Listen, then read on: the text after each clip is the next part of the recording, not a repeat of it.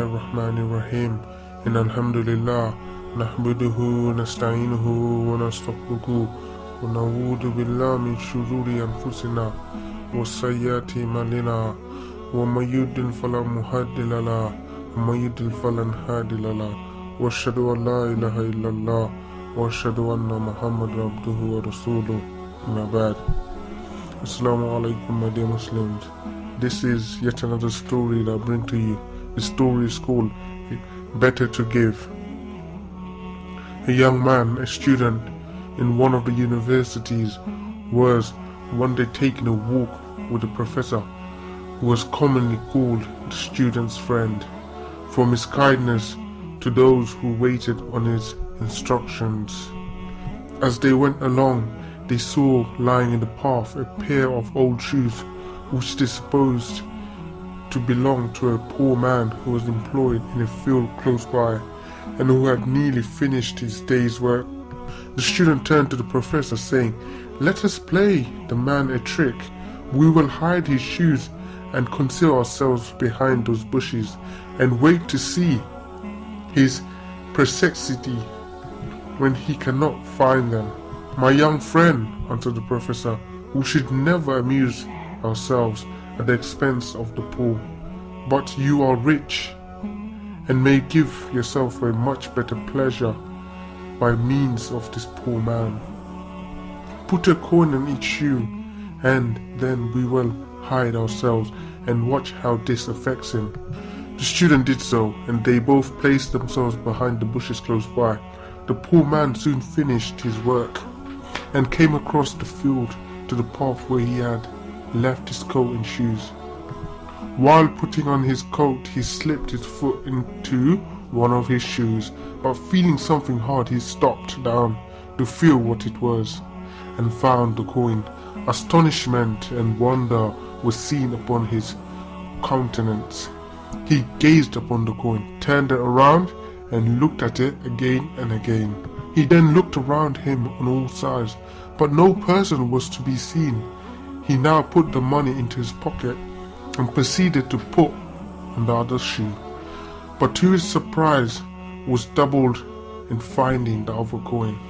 His feelings overcame him. He fell upon his knees, looked up to the heavens, and uttered aloud a fervent thanksgiving, in which he spoke of his wife who was sick and helpless, and his children without bread, whom this timely bounty from some unknown hand would save from perishing. The student stood there deeply affected, and his eyes filled with tears. "Now," said the professor, "you are not much better than if you had played your intended trick." The youth replied, "You have taught me a lesson which I will never forget. I feel now the truth of these words, which I never understood before. It's more blessed to give than to receive." Abdullah bin Abbas radiallahu anhu reported that the Prophet sallallahu alaihi wasallam said that encouraging good, forbidding evil, lifting the burden of the weak person, and removing an offensive thing from a path are all acceptable prayers to Allah subhanahu wa ta'ala. What we can pick up from this story was that this young boy was trying to play a trick on this poor man, playing with money, toying with money because he had money. Instead, his teacher taught him a lesson that the student can perish for the remainder of his life, a lesson that taught the student that it is better to give than receive, because him giving just a single coin on each shoes of this poor man made the poor man's day. It was enough for the poor man to take this money and to feed his family, and to buy medicine for his wife, for his sick wife. Sometimes what we tend to do is splash money unnecessarily. Those of us that Allah subhanahu wa ta'ala has blessed with wealth, those of us that Allah subhanahu wa ta'ala has blessed us with job, has given us money, has given us abundance to live in the Western society, to live in a country that is richer than other countries. We should be thankful to Allah subhanahu wa ta'ala, instead of using the excuse that, oh, we have nothing, even though we have so much. How many times do we hear ourselves complaining that we don't have nothing? Rather, Allah subhanahu wa ta'ala has given us so much. If we look deeply, we can never thank Allah subhanahu wa ta'ala enough for all the blessings that He has bestowed upon us. If Allah subhanahu wa ta'ala wanted, He could take away all His blessings. He could take away all His favors that He has bestowed upon us. Allah does not own anything to us, but we owe everything to Allah subhanahu wa ta'ala. Allah subhanahu wa ta'ala does not need us. Allah subhanahu wa ta'ala does not need us. Rather, we need Him. If we wanted to worship Allah subhanahu wa ta'ala, if no one was to worship Allah subhanahu wa ta'ala, it's not gonna decrease His might. It's not gonna decrease His powers, because He is the complete one. He is perfect. He's got everything and He's complete. He does not lack in anything. So us worshipping Allah subhanahu wa ta'ala, us looking for the help of Allah subhanahu wa ta'ala, us being thankful to Allah subhanahu wa ta'ala, us being reliant on Allah subhanahu wa ta'ala, us always seeking the pleasures of Allah subhanahu wa ta'ala will only benefit us. It's not to benefit Allah subhanahu wa ta'ala, but it's to benefit us, because we need Him. He does not need us. If Allah subhanahu wa ta'ala wanted, He could create billions and trillions of angels who will worship Him perfectly. Rather, He has created us. He has favored us. He has given us this life in this dunya as a test. And we must not forget that we are here only for a test. We should not make mockery of what Allah subhanahu wa ta'ala has given us. If we go by this story, we should not play tricks on people, the poor ones that are in need. Rather, we should help them. If we see a munkar, that the Nabi sallallahu alaihi wasallam said, encouraging good, forbidding evil, and lifting the burden of a weak person, and removing an offensive thing from a path, are all acceptable prayers of Allah. So if we were to see if we were to see someone smoking, for example, or if we were to see someone free mixing, the best thing we could do, and the strongest of hadith, if we can, and if we're in authority, is to stop it by our hand, which means to physically stop it, to separate them by our hand. And if we can't do that, we could stop it by our mouth. What we could say to them is, can you not free mix? It's haram. And the weakest form of iman is we could have hate in our heart and make dua for them. We could have hate in our heart and make dua for them. Another thing we could do is lift the burden of the weak person.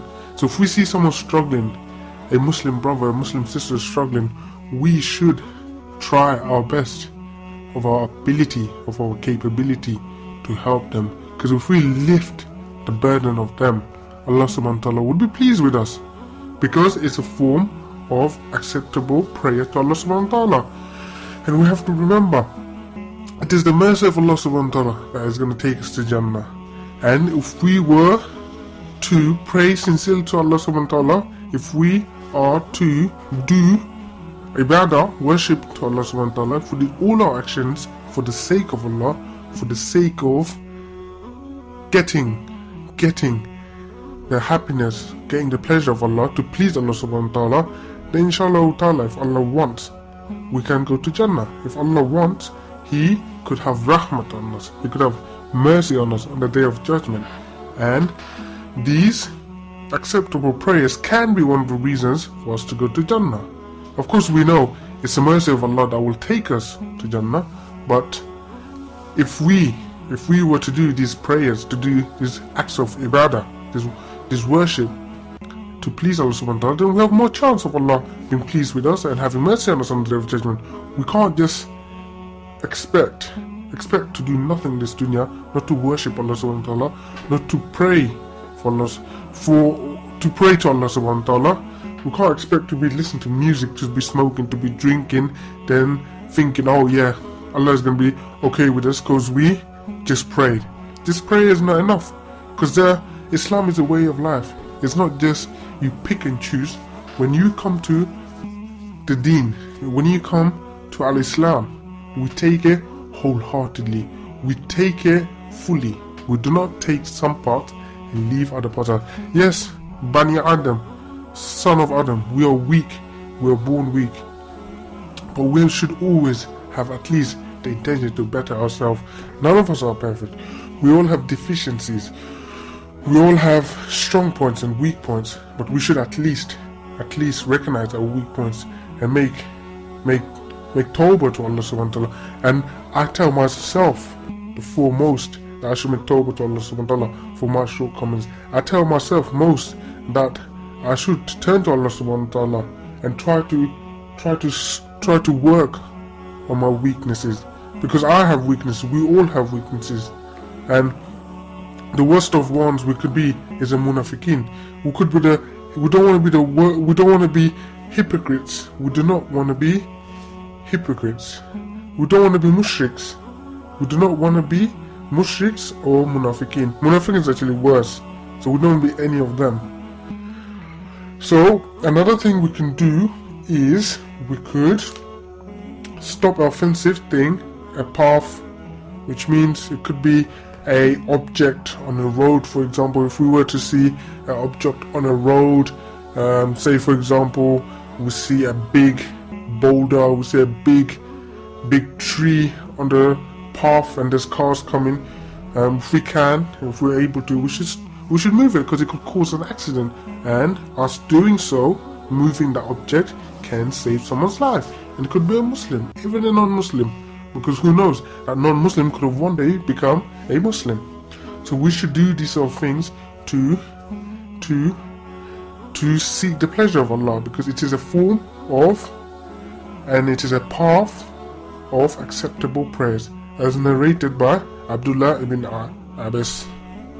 Another thing that we could take from this story is that, looking at this poor man and this rich student, is that some of us, Allah subhanahu wa ta'ala has given less wealth than others. We should not be displeased. I mean, people should have sabr. We should have sabr. We should be thankful to Allah subhanahu wa ta'ala for all that He has bestowed upon us. People go to extremes as asking, oh Allah, why did you do so and so? That could lead us to kufr, because we should know that Allah has unlimited hikmah. He has unlimited wisdom that we cannot comprehend. Everything that He does, there's a reason behind it, and there's a greatness behind it. After all hardship comes ease. After hardship comes ease. So we should be sabr. We should have sabr, patience, at the time of hardship or calamity.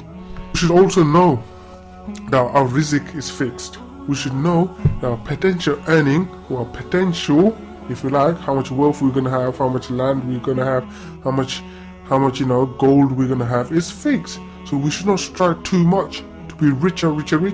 Of course, it doesn't mean you don't go out and look for a job. It doesn't mean we try to invest in a halal way. Of course not. It means we do, but we should not be too disheartened. We shouldn't go to certain extremes. Look at the kuffars. They go to certain extremes. They go for riba. Some of them would do anything. Look at the corporate world. They call dog eat dog. It means it's like a snake. You backbite, or you're like a snake. You bite your opponent to reach the top. Why do we want to do that when we know Allah subhanahu wa ta'ala has fixed our rizq? And we should not strive too much. Nabi sallallahu alaihi wasallam told us we shouldn't strive too much for our rizq. We shouldn't be too disheartened for our rizq, because our rizq is already fixed. And knowing that, we should know that there is great hikmah behind it. Maybe Allah subhanahu wa ta'ala has given some of us less rizq, because if we had say more wealth, we could have forgotten Allah subhanahu wa ta'ala. We could have used that money in a haram way. Maybe we would have used all that money to gamble. Allahu alam, Allah knows best. So I ask Allah subhanahu wa ta'ala to make us of the people that are thankful to Him, to make us of the people that encourage the good and forbid the evil, and make us of the people that, if we can, out of our ability, to help lift the burden of a weak person and remove any offensive items from the path. And ask Allah subhanahu wa ta'ala to make us of the people that are sincere to Him, that are sincere in His ibadah. Ameen.